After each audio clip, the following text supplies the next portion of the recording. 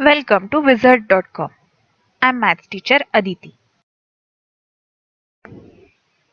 We have this question here. Find the value of the following: minus 10 whole to the power 4. So what we have is minus 10 whole to the power 4, which can be written as 10 to the power 4.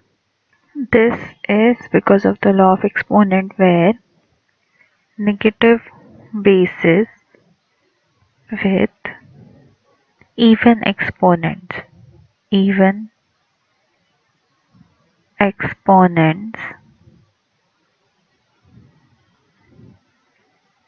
will have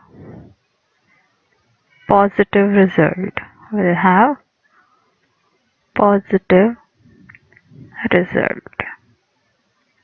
So this is going to be equal to 10,000.